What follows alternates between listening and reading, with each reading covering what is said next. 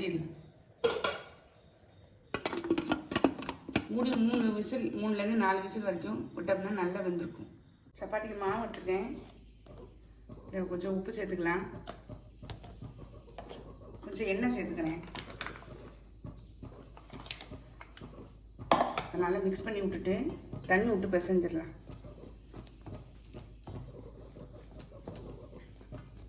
வெதுன்னு இருக்கிற தண்ணி இருக்குது பாருங்க, அதை வந்து தெளித்து நம்ம பிசைஞ்சோம்னா நல்லா சாஃப்டாக வரும். பிசைஞ்சிட்டு காமிக்கிறேன். மாவு பிசைஞ்சாச்சு, இருக்கட்டும். ஒரு 5 நிமிஷம் ஊறட்டும். சப்பாத்தி போட்டு எடுத்துடலாம்.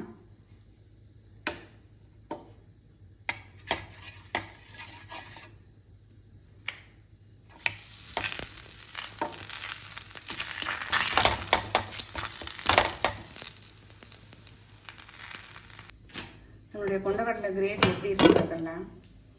அது சூப்பராக இருக்குது.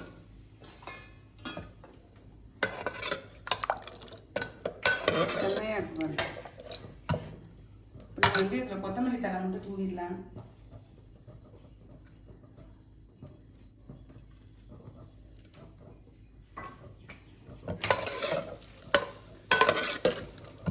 டிஃபன் பாக்ஸ் ஃபில் பண்ணிடலாம். இப்போ மதியானத்துக்கு 2 சப்பாத்தி, கொஞ்சம் சாதம்,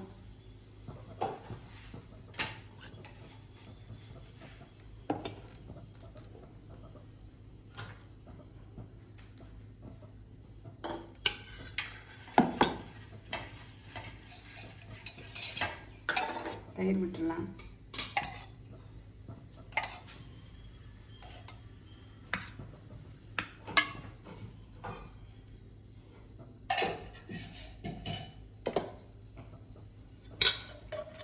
தொட்டுக்கிறதுக்கு கிரேவி வந்து இந்த இதில் வச்சிடலாம்.